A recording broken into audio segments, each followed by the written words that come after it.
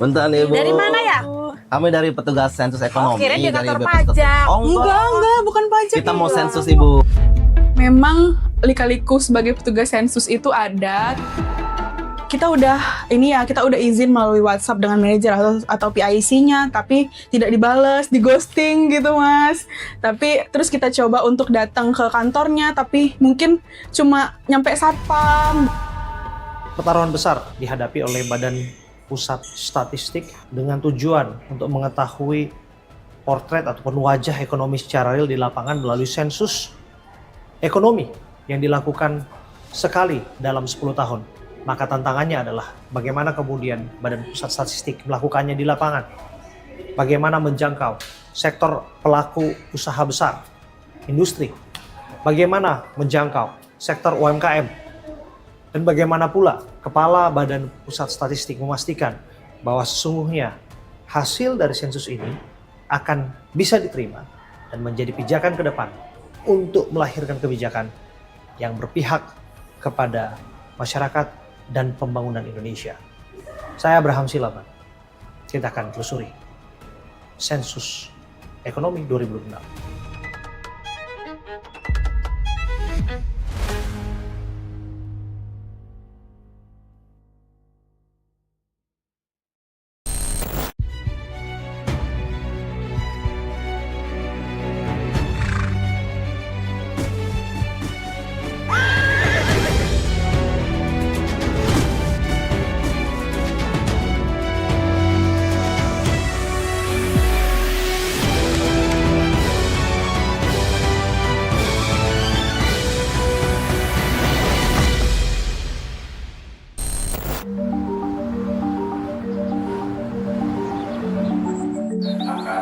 akan sangat berpengaruh terhadap perekonomian khususnya Kota Cilegon. Saat ini, Badan Pusat Statistik Kota Cilegon sedang melaksanakan sensus ekonomi 2026, yaitu pendataan yang bertujuan menghasilkan gambaran menyeluruh kegiatan usaha yang ada di Kota Cilegon. Sensus ekonomi 2026 tidak hanya berfokus pada sektor industri. Kami mendata seluruh kegiatan usaha, mulai dari perdagangan, jasa, konstruksi, transportasi, pertanian, hingga usaha-usaha berbasis digital yang terus berkembang.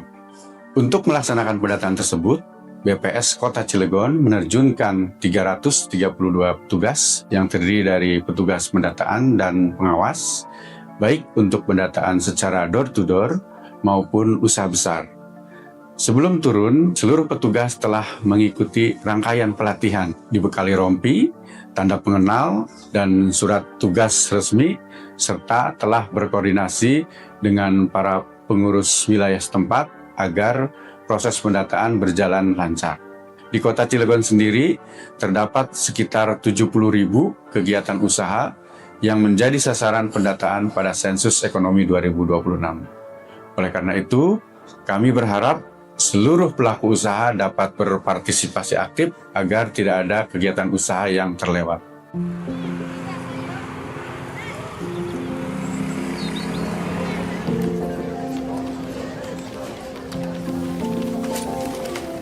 Pak Eben. Apa? Pak, kita kan hari ini mau pendataan. Gimana? Coba ya, ini saya tunjukin maps-nya. Jadi kita itu kan di sini, Pak. Nih, Chandra Asri itu Pasifik. Chandra. Terus orang Chandra Asri sudah dikonfirmasi kan? Sudah beres. Oke, aman berarti ya kita ya. Aman. Oke, kita lanjut gas berarti. Gas dong. Semangat. Iya. Ayo Kita sama-sama ke sana. Oke, let's lanjut. go. Ya Pak, ngambil perlengkapan dulu. Kalau petugas lapangan itu biasanya pasti bawa tas, Mas. Wajib tuh, karena apa? Karena kita harus bawa surat tugas. Kemudian kalau dari BPS Kota Cilegon sendiri menyiapkan surat tugas, kemudian surat edaran. Nah, selain itu kita juga dilengkapin sama rompi sensus. Nah, di sini rompi sensus ini hitam dan oranye ya, sesuai warna dari sensus ekonomi, yaitu oranye. Di sini ada logo sensus ekonomi, kemudian ada logo Badan Pusat Statistik, dan di belakang ada tulisannya petugas sensus ekonomi. Kemudian yang paling penting yang mungkin bisa dikenalin gitu langsung, pastinya ini name tag, Mas. Name tag ini adalah tanda bahwa kita itu petugas sensus ekonomi. Nah, name tag ini juga sudah ber-QR code ya.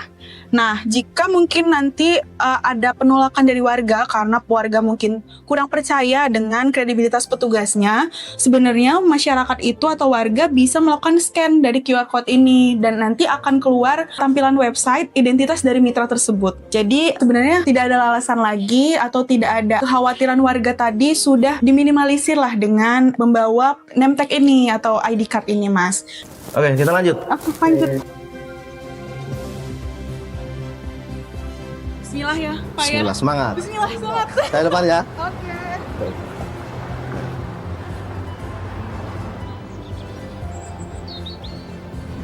Nanti kita di sana bertemu sama siapa nih? Udah dihubungin. Sudah dihubungin Pak Doni, sudah kooperatif juga, sudah janjian juga Pak. Jadi kita bisa langsung hadir. Oke, baik. Nanti udah langsung sana aja ya. Iya. Penolakan itu macam-macam ya. Kalau saya sendiri mungkin penolakannya dari usaha besar dulu nih. Kalau dari usaha besar tantangannya mungkin kita lebih ke kita udah izin melalui WhatsApp dengan manajer atau PIC-nya, tapi tidak dibales, di ghosting gitu Mas. Tapi terus kita coba untuk datang ke kantornya, tapi mungkin cuma nyampe satpam gitu kan. Nah itu yang perusahaan besar itu seringnya kayak gitu. Tapi kalau di pendataan di keluarga atau di UMKM, biasanya kita itu seringnya penolakannya karena kurang percayaan masyarakat. Nah, itu yang coba kita bangun sebagai petugas sensus ya. Memang lika-liku sebagai petugas sensus itu ada, tapi alhamdulillah ya kebanyakan masyarakat masih banyak kok yang peduli dengan kemajuan Indonesia dengan mau memberikan data. Siapa ya?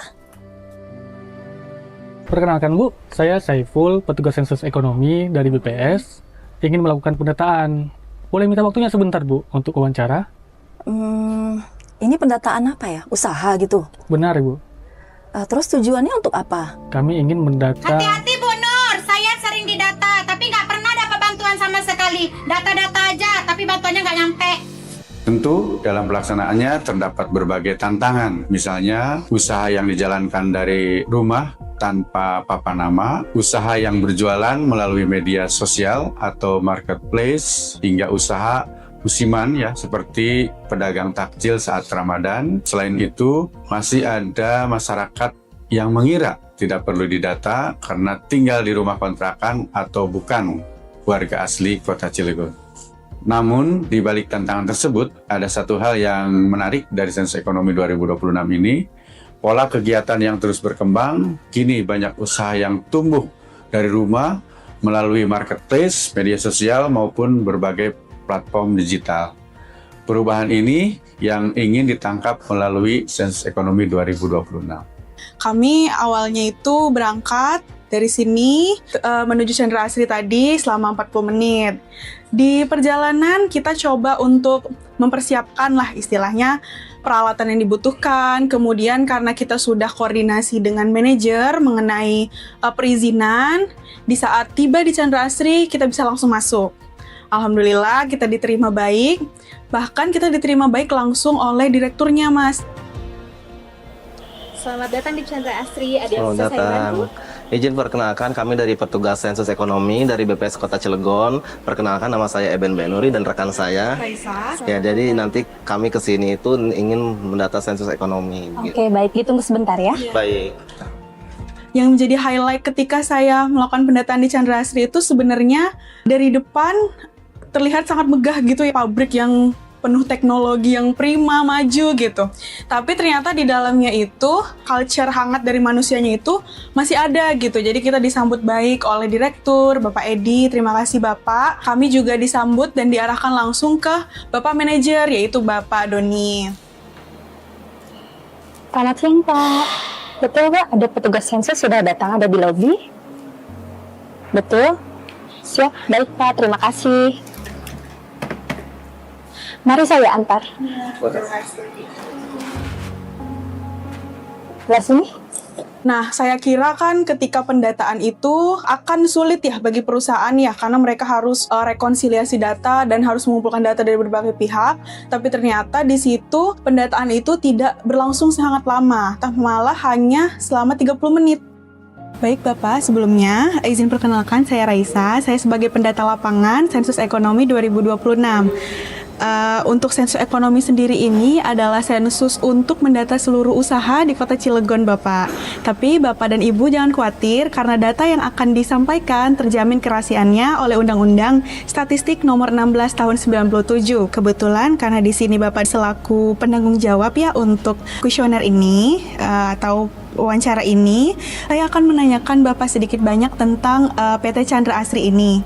Yang pertama, untuk PT Chandra Asri ini kegiatan utamanya apa Bapak? Apakah manufaktur atau mungkin perdagangan? Boleh disebutkan mungkin Bapak? Baik, jadi PT Chandra Asri Pasifik Tbk merupakan perusahaan solusi energi kimia dan infrastruktur yang menghasilkan berbagai bahan baku petrokimia strategis.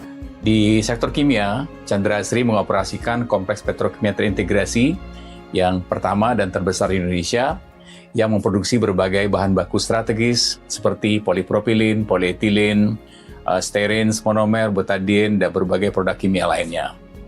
Nah, produk-produk ini menjadi bahan baku bagi ribuan industri hilir, mulai dari kemasan otomotif, elektronik, konstruksi, kesehatan, hingga kebutuhan rumah tangga. Terima kasih Pak sebelumnya untuk informasinya. Berarti tadi Chandra Asri secara umum kegiatannya adalah memproduksi produk plastik atau bahan baku plastik dan turunannya ya Pak, izin mengonfirmasi. Bahan baku plastik dan turunannya, betul. Baik, apa benar untuk di PT Chandra Asri ini melakukan penjualan barang ke luar negeri? Kami ada melakukan ekspor tapi dalam jumlah yang kecil, dan itu untuk produk-produk specialty. Dan itu volumenya hanya sangat kecil ya, tapi mayoritas produksi kami itu untuk memenuhi pasar domestik. Pasar domestik dalam negeri Pak ya? Ya. Ketika kita melakukan pendataan, wawancaranya juga tidak lama, kita bisa menggali cerita-cerita ekonomi gitu dari PT Chandra Asri tersebut. Kemudian kita sudah coba ya melakukan wawancara, pendataan selama kurang lebih 30 menit itu. Kita dapatkan juga informasi-informasi tentang ekonomi pastinya dari perusahaan Chandra Asri. Data-data yang dikumpulkan Chandra Asri itu ternyata sudah terdokumentasi dengan baik gitu Mas. Sehingga mereka juga gampang ketika ada permintaan data untuk mengambil keputusan yang lebih tepat sasaran. Kemudian ada juga ketika kita melakukan wawancara itu, Pak Edi selaku direktur juga menyampaikan bahwa memang di Chandra Asri ini data-data itu sudah dikumpulkan. Jadi datanya dikumpulkan dan juga didokumentasikan dengan baik oleh ada tim sendiri gitu. Kadang kan ada perusahaan yang datanya tidak terdokumentasi dengan baik gitu ya. Nah, alhamdulillah di Chandra Asri didokumentasi dengan baik sehingga ketika dibutuhkan bisa tinggal diambil. Sebagai penutup, kami ingin menegaskan bahwa sensus ekonomi ini dan data yang telah Bapak sampaikan akan dilindungi oleh undang-undang dan tidak akan bocor. Selanjutnya, selain itu Bapak, untuk data yang telah Bapak sampaikan tidak akan ada sangkutannya dengan pajak.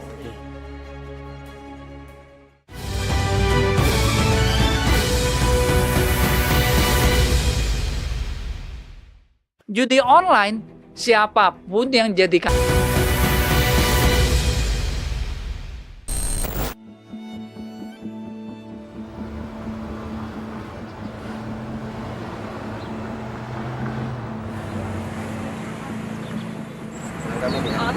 Udah biasa jajan di sini soalnya Pak. Setelah itu kita lanjut ke ada UMKM di sekitar CCM ya, di sekitar kantor. Assalamualaikum. Waalaikumsalam. Berbanding terbalik ya istilahnya dengan yang sebelumnya dari PT Chandra Asri tadi, kita ke UMKM yang salah satu respondennya itu merupakan kantin ya, kantin karyawan, bisa dibilang kantin umum dan karyawan di sekitar kantor BPS Kota Cilegon. Di awal itu ya, maksudnya ketika awal pendataan itu, kita sempat deg-degan tahu, soalnya kita dikira petugas pajak, karena kan dekat kantor pajak juga ya di situ ya. Bentar Ibu. Dari mana ya?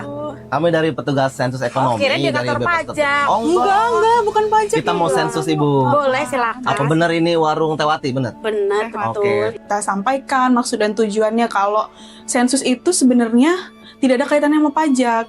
Karena data-data yang dikumpulkan itu kan memotret ekonomi yang ada, terus memotret data yang ada. Dan juga sebenarnya BPS itu kan bukan memotret data doang, tapi memotret cerita di lapangan kan pastinya.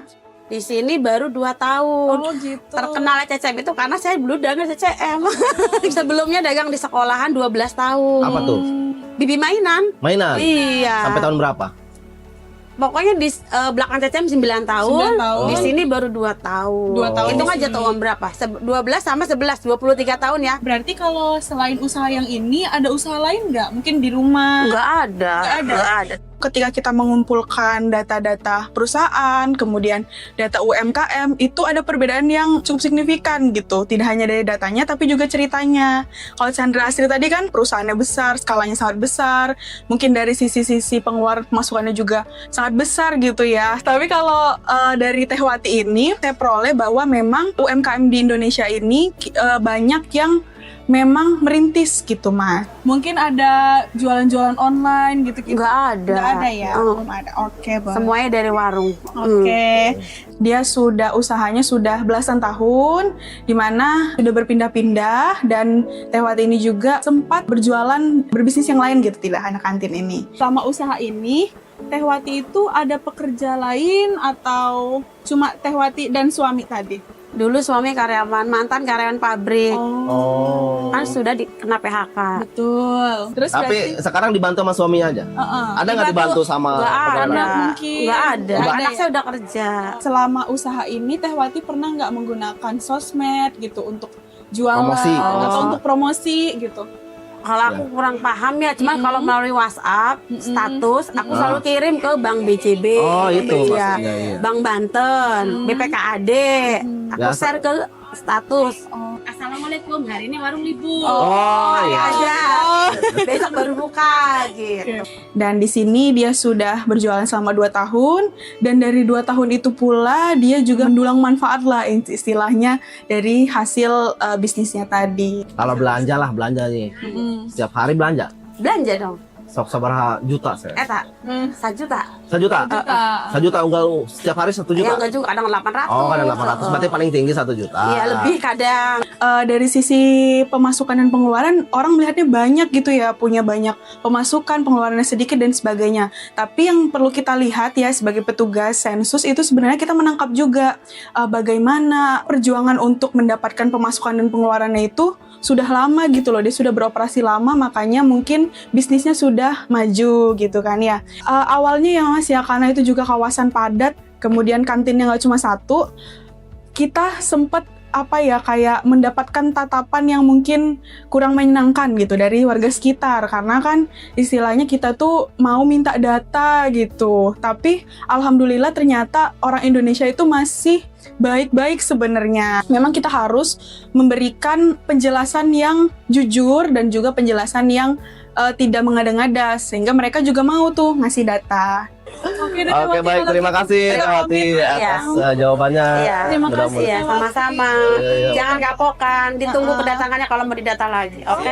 Iya. Sebagai petugas lapangan, yang saya dapetin itu selama menjadi petugas ya, adalah itu sebenarnya BPS tuh bukan cuma dia ngambil data, tapi dia itu sebenarnya mengumpulkan cerita yang ada di lapangan yang mungkin orang yang tidak bertugas sebagai pengumpul data itu nggak tahu gitu. Setiap pelaku usaha sekecil apapun dan dalam bentuk apapun memiliki kesempatan yang sama untuk tercatat sebagai bagian dari potret ekonomi bangsa.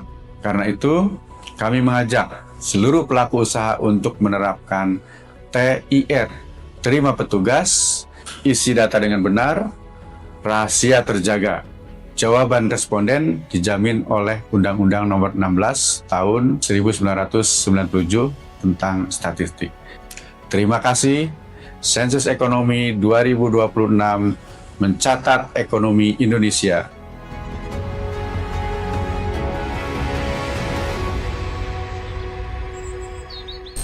Jadi sensus ekonomi adalah sebagai best practices di semua negara adalah untuk keperluan statistik, bukan untuk keperluan pajak. Mari tunjukkan bahwa mereka itu ada dan hadir di dalam ekonomi Indonesia dengan menyampaikan data saat disensus. Dengan demikian, pemerintah akan hadir untuk mereka.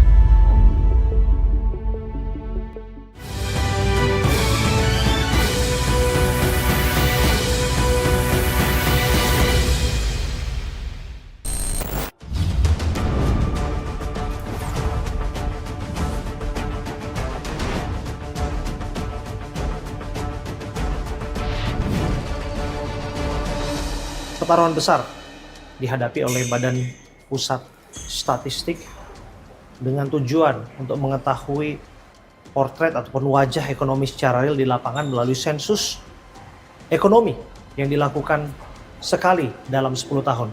Maka tantangannya adalah bagaimana kemudian Badan Pusat Statistik melakukannya di lapangan. Bagaimana menjangkau sektor pelaku usaha besar, industri. Bagaimana menjangkau sektor UMKM.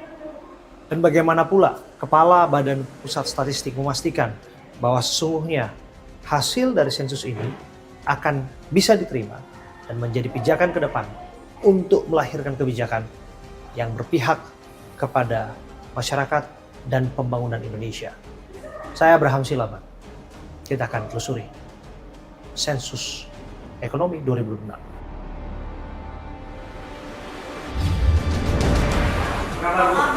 Sehat, Bu? Baik, alhamdulillah.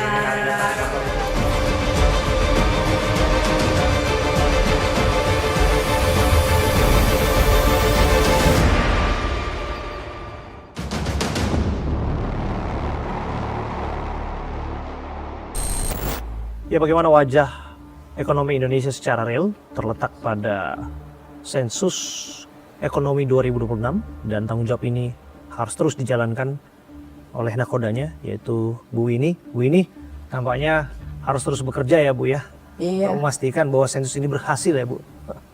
Nah, maka dari itu Bu kami ingin mengetahui Bu bagaimana istirahat hari ini Bu, karena ini sekali dalam 10 tahun dan memastikan bagaimana potret ekonomi kita Bu. Betul. Jadi sensus ekonomi 2026 ini adalah sebenarnya kegiatan rutin 10 tahun sekali. Yang kalau kita ketahui setiap tahun yang berakhiran 6 itu BPS harus melakukan sensus ekonomi. Tentunya di tahun 2026 ini kita melakukan sensus ekonomi sebagai hajat besar bangsa Indonesia karena ini adalah kesempatan emas kita semua untuk melakukan pendataan lengkap tentang aktivitas ekonomi yang ada di Indonesia. Ini nanti datanya bukan menjadi milik BPS, tetapi tentunya ini akan menjadi milik kita semua karena nanti yang mendapatkan manfaat dari sensus ekonomi tentunya pasti masyarakat. Mengapa? Dengan adanya data yang lengkap, data yang terkini, data yang akurat, begitu, yang mencerminkan gambaran denyut ekonomi dan seluruh aktivitas ekonomi yang ada di Indonesia, pemerintah akan bisa menyiapkan kebijakan yang lebih tepat, kemudian suara dari masyarakat akan tercatat, ya, dan juga nanti apa yang memang tadinya tidak terlihat, sekarang menjadi terlihat oleh pemerintah sehingga pemerintah bisa menyiapkan intervensi untuk yang tadinya tidak terlihat. Bisa memapping kebutuhan masyarakat. Betul. Dan juga kan kita bisa melihat potensi ekonomi yang sedang berkembang. Kita bisa melihat aktivitas ekonomi sesuai fakta yang ada di lapangan. Tetapi syaratnya adalah masyarakat pada saat didata harus memberikan jawaban yang benar. Karena disitulah salah satu kunci keberhasilan dari sensus ekonomi adalah data yang kita kumpulkan harus akurat. Gitu. Ya, itu memang tugas yang nggak mudah ya Bu. Pastikan bahwa satu, jawaban itu memang adalah jawaban yang memang legit, benar, sebagaimana yang dijalankan. Kalau saya boleh menambahkan bahwa sensus ekonomi ini tidak hanya dilakukan di Indonesia, negara lain juga melakukan hal yang sama. Karena negara lain juga melihat betapa pentingnya sensus ekonomi supaya mereka bisa melihat potret dan gambaran utuh dari ekonomi di negaranya. Misalnya sekarang yang sedang juga melakukan sensus ekonomi di negaranya adalah Malaysia. Tahun 2026 juga. Dia malah lebih sering melakukan sensus ekonomi 5 tahun sekali. Kita kan baru 10 tahun sekali ya. Kemudian yang berikutnya adalah Jepang. Jepang juga saat tahun 2026 ini sedang melakukan sensus ekonomi yang namanya adalah Economic Census for Business Activity. Kemudian negara lain yang sedang melakukan sensus ekonomi, Vietnam, dia namanya National Economic Census, bahkan Zimbabwe juga sedang melakukan sensus ekonomi yang pertama kali sejak negara itu berdiri. Dan dia melakukannya di tahun 2026. Cina, negara sebesar itu juga sudah melakukan sensus ekonomi baru-baru ini, yaitu di tahun 2024. Karena negara Cina itu besar, dia mengerahkan 2,1 juta petugas sensus untuk melakukan pendataan menyeluruh. Nah, Indonesia tentunya saat ini dengan time frame kita mulai Juni sampai dengan Agustus kan, kami mengerahkan sekitar 251.000 petugas sensus se-Indonesia gitu. Dan kami dengar targetnya 40 juta pelaku usaha ya Bu ya, lebih dari 90 juta kelompok rumah tangga yang akan sensus ya Bu ya. Iya. Nah ini mengenai indikator keberhasilan Bu, saya harus ke sana karena sudah disinggung Bu. Apa indikatornya Bu? Keberhasilan sensus itu ada dua Pak. Satu, tidak ada yang terlewat tercatat. Sensus Karena respon rate berarti ya? Iya, jadi namanya sensus itu kan pendataan menyeluruh, bukan sampel. Jadi ada dua indikator keberhasilan sensus ekonomi itu. Satu, tidak ada yang terlewat tercatat, dan yang kedua, datanya yang dikumpulkan ini akurat, Pak. Nah itu yang menunjukkan keberhasilannya. Mengenai jumlah tadi kan, itu kan yang kami sampaikan di awal masih berupa indikatif atau kita sebutnya sebagai prelis Pak. Di lapangan kan akan menyesuaikan dengan fakta yang ada di lapangan nanti. Apakah nanti jumlah persisnya 39 juta atau 45 juta, mari kita lihat dari hasil sensus ini. Karena nanti akan terlihat mana yang sudah tutup, karena tapi sebelumnya ada terdaftar, misalnya di dalam data awal kami, dan ada banyak kemungkinan juga nanti ada usaha-usaha baru yang memang ada di lapangan, dan itu akan kita catat. Sehingga selalu saya pesankan kepada seluruh petugas sensus di Indonesia, jangan ada yang terlewat tercatat, dan yang kedua datanya harus akurat. Oke, tentu 2016 silam dengan tahun ini berbeda ya Bu ya? Iya, tantangannya ya Bu ya? Beda sekali. Oke, yang sudah di mapping oleh BPS seperti apa Bu? Pertama tentunya mungkin variasi aktivitas ekonominya jauh lebih kompleks sekarang dibandingkan dengan 10 tahun yang lalu. Kita tahu bahwa di tahun 2006 itu aktivitas ekonomi yang menggunakan teknologi digital kan belum semasif sekarang. Jadi misalnya seperti penjualan melalui platform online atau e-commerce misalnya, itu belum semasif sekarang lah, gitu di tahun 2016 silam. Lalu kemudian sekarang kan sudah banyak pekerja jenis-jenis usaha yang memang dilakukan melalui platform online misalnya seperti konsultasi dokter melalui online gitu kan. Lalu kemudian nanti ada jasa-jasa ekonomi kreatif seperti yang kemarin kami juga meluncurkan sensus ekonomi bersama Pak Menteri Ekonomi Kreatif dan Pak Menko PM yang juga mengajak partisipasi pelaku usaha ekonomi kreatif supaya mereka jangan terlewat tercatat, supaya nanti kebijakan ekonomi kreatifnya akan menjadi lebih tepat sasaran. Nah tentu ketika kemudian disebutkan tadi variabel-variabel tadi, perlu metode yang disesuaikan ya Bu ya. Bagaimana memastikan bahwa mereka ini benar-benar terjangkau, benar-benar mampu untuk di reach oleh petugas sensus? Ya, pertama kami kolaborasi dengan berbagai pihak. BPS itu baik BPS pusat ataupun BPS di daerah, itu kami menggaungkan kolaborasi tanpa henti dengan seluruh stakeholder, baik pemerintah, swasta maupun asosiasi ataupun masyarakat.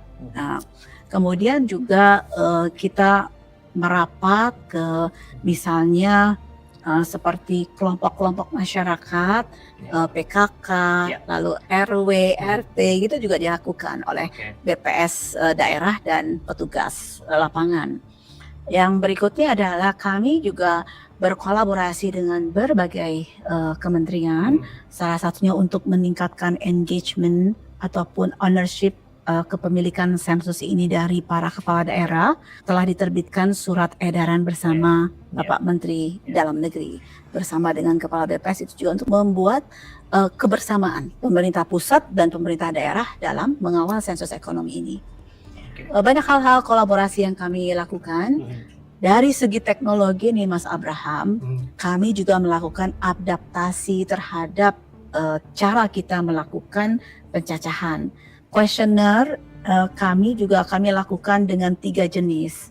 Satu, kami lakukan yang disebut dengan web-based questionnaire atau questionnaire online. Jadi questionnaire online kami sediakan, ini terutama untuk para pelaku usaha besar ataupun nanti masyarakat yang ingin mengisi secara mandiri. Ini kami siapkan questionnaire online sehingga petugas hanya nanti datang menanyakan sudah diisi atau belum. Kemudian nanti dicek kualitasnya secara online dan nanti tinggal geotagging saja dan kemudian nanti ditempel stiker sudah di sensus. Tetapi kalau yang pada umumnya kami sekarang melakukan juga dengan menggunakan questionnaire digital. Artinya questionnaire yang terinstall di dalam HP atau gadgetnya para petugas sensus. Itu kita sebut dengan questionnaire digital. Tetapi bagi daerah remote ataupun misalnya ada kesulitan tertentu, kami tetap menyediakan questionnaire cetak atau yang dengan menggunakan kertas begitu. Satu hal lagi, kalau ada pertanyaan dari para responden atau masyarakat terkait dengan apa sih itu sensus, kami juga menyediakan call center WhatsApp, nomornya 0815 1126 2026. Nah, ini penting sih, karena jangan sampai yang hadir disangkanya siapa gitu. Betul. Kan perlu untuk meng-cross check apakah sesungguhnya memang ini adalah petugas sensus yang langsung datang dari rumah ke rumah. Nah, kalau itu beda lagi caranya. Cara mengeceknya itu adalah dengan QR code di dalam ID card ya. Jadi petugas sensus itu ada 3 ciri utama. Pertama adalah dia pasti memakai rompi, rompi petugas sensus ekonomi yang berwarna hitam dengan strip orange, ada tanda sensus ekonomi dan juga ada tanda logo BPS. Kemudian yang kedua, dia pasti membawa ID, ID petugas sensus yang dilengkapi dengan QR code. Nah, kalau nanti para responden khawatir untuk juga mengetahui lebih lanjut siapa dia, apakah petugas itu petugas sensus yang benar atau tidak, tinggal di-scan saja QR code-nya. Nanti akan langsung terkoneksi dengan server kami dan bisa memberikan informasi secara lengkap tentang petugas sensusnya ini terdaftar atau tidak di dalam server BPS. Dan yang ketiga, pastinya mereka membawa surat tugas. Jadi ada 3 sekali lagi, pakai rompi, ID card dilengkapi dengan QR code, dan ketiga ada surat tugas resmi. Ada surat tugas resmi. Tapi kan ada aja tetap yang akan bertanya-tanya dan bercuriga karena jangan sampai ini dimanfaatkan sebagai modus kejahatan. Bu ini, apakah kemudian petugas lingkungan yang ada di sekitar juga dilibatkan dalam proses ini? Sebelum masuk terutama ke perumahan atau daerah rumah tinggal tertentu, petugas biasanya berkoordinasi dengan RW dan RT setempat. Kalau misalnya untuk kawasan pemukiman rumah vertikal gitu ya, itu biasanya mereka mendapatkan izin dari pengelola dari unit vertikal tersebut. Dan tentunya bagi masyarakat yang ingin, ini kami sedang siapkan yang ingin untuk mengisi secara mandiri, kami akan siapkan questionnaire online sehingga mereka akan lebih yakin bahwa data mereka akan terjaga kerahasiaannya. Yang jelas bahwa kami dilindungi Undang-Undang Perlindungan Data Pribadi dan Undang-Undang Statistik bahwa BPS harus menjaga kerahasiaan data yang diberikan oleh para responden. Jadi sensus ekonomi adalah sebagai best practices di semua negara adalah untuk keperluan statistik, bukan untuk keperluan pajak. Mari tunjukkan bahwa mereka itu ada dan hadir di dalam ekonomi Indonesia dengan menyampaikan data saat disensus. Dengan demikian, pemerintah akan hadir untuk mereka.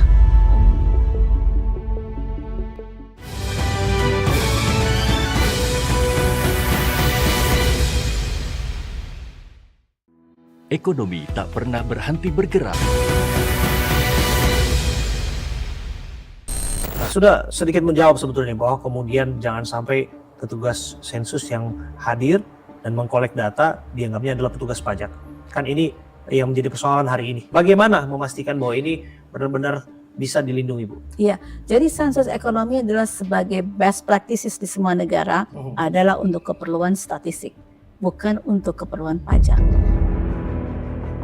Jadi tentunya masyarakat tidak perlu khawatir di mana data-data yang diberikan kepada BPS itu adalah untuk kepentingan statistik dan untuk menyusun kebijakan yang lebih akurat yang akan digunakan oleh pemerintah tidak ada kaitannya dengan pajak gitu. Karena kami tidak terkait dengan urusan perpajakan. Iya. Tapi bahwa membangun pemahaman kepada publik itu juga penting ya Bu ya. Iya. Apalagi kemudian masyarakat yang kaget yang biasanya kemudian mereka harus didatangi, belum lagi kelompok usaha besar misalnya, pelaku usaha besar yang Boleh saya sampaikan, kalau yang pelaku usaha besar dapat kami sampaikan tidak ada gejolak karena mereka sudah biasa. Oke. Kami sudah biasa menerima petugas BPS.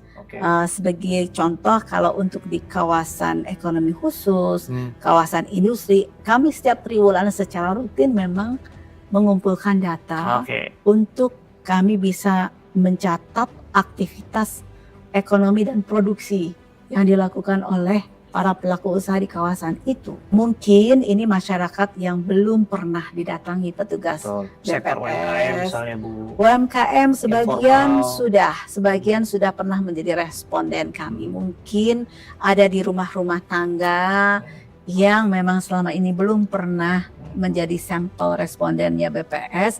Ini pertama kali. Tetapi tidak apa-apa kalau memang ada pertanyaan dari masyarakat kan wajar.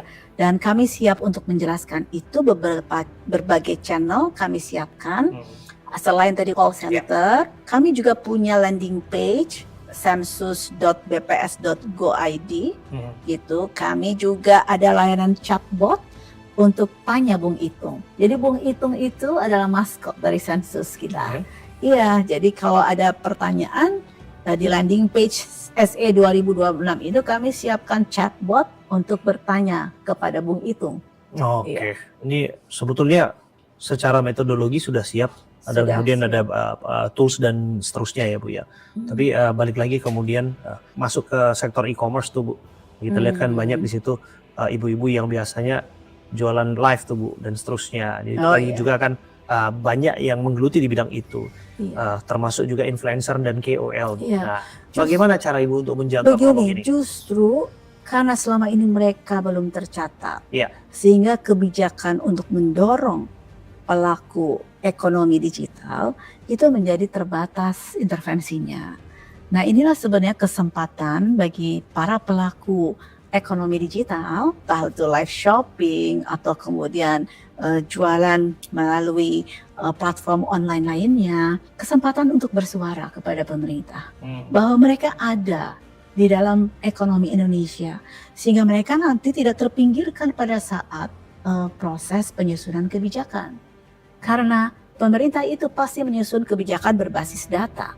Nah, kalau mereka itu tidak tercatat dalam data kami, nanti menjadi seolah-olah mereka tidak hadir dalam ekonomi kita. Tunjukkanlah kehadiran mereka di dalam ekonomi kita. Begitu mereka hadir, artinya menyampaikan data, artinya menunjukkan mereka ada di dalam perekonomian kita, ada di Indonesia. Mereka kemudian menunjukkan bahwa mereka hadir, berkontribusi bagi ekonomi negara.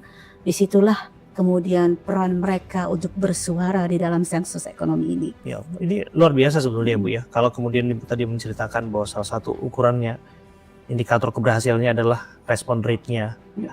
Dan kemudian akurat data yang diambil ya. Satu sisi tadi Ibu sudah jelaskan, tapi perlu kami tekankan bahwa ini semua adalah rujukan untuk kemudian arah kebijakan ekonomi dan arah perencanaan pembangunan dan seterusnya Bu ya.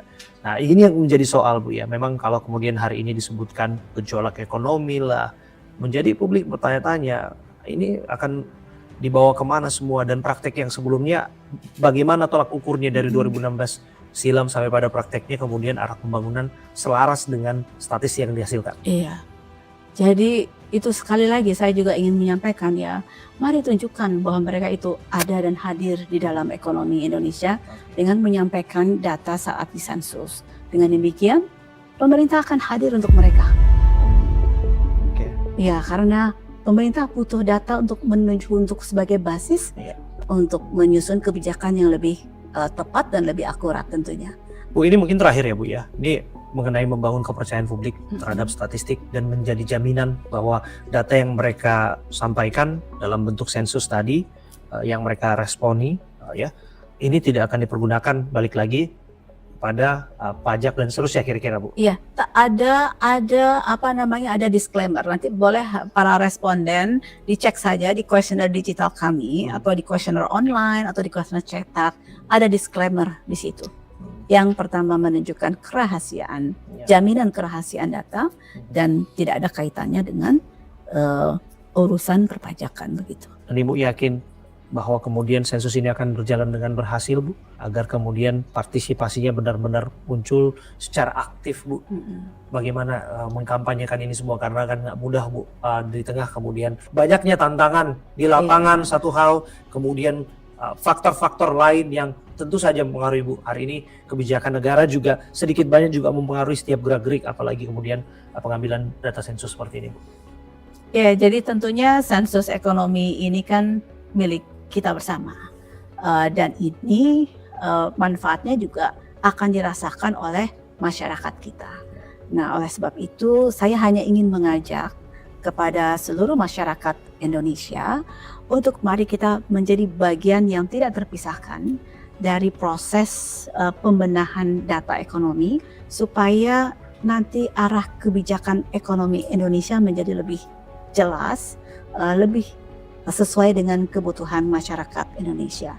Sebenarnya tidak usah ragu-ragu untuk menerima petugas sensus kita, karena mereka adalah petugas sensus yang sudah kami latih, dan tentunya untuk masyarakat bisa ikut serta mensukseskan sensus ekonomi cukup hanya dengan 3 hal saja. TIR. Ya, TIR itu T, terima petugas sensus, I, isi data dengan benar, dan R, rahasia data pasti akan kami jaga. Dan itu sesuai dengan undang-undang. Iya. Petugas dilindungi undang-undang dan masyarakat juga dilindungi oleh undang-undang. Karena kita hidup negara hukum dan kita harus patuhi, itu menjadi pijakan kita dalam bernegara hari ini. Iya. Dan terima kasih ya Bu Sama-sama, Winnie ya, terima sudah kasih, memberikan penjelasan Mas kepada kami Abraham. Kepala BPS yang kami rasa bahwa memang ini nggak mudah, tapi time will tell Bu. Kita akan lihat, kita akan awasi bersama bagaimana jalannya sensus ekonomi 2026, dan tentu Bu katakan bahwa indikator keberhasilan respon rate, kemudian juga akuratnya data. Di luar itu semua kita berharap bahwa ini betul-betul menjadi suatu hal yang bisa dimanfaatkan. Ini untuk akan arah menjadi, kebijakan negara. ini juga akan menjadi fondasi bagi negara kita untuk nantinya bisa menentukan arah kebijakan ekonomi yang sesuai dengan kebutuhan dari negara kita. Luar biasa. Terima kasih Bu Winnie. Makasih. Waktu yang akan berbincang bersama kami. Makasih.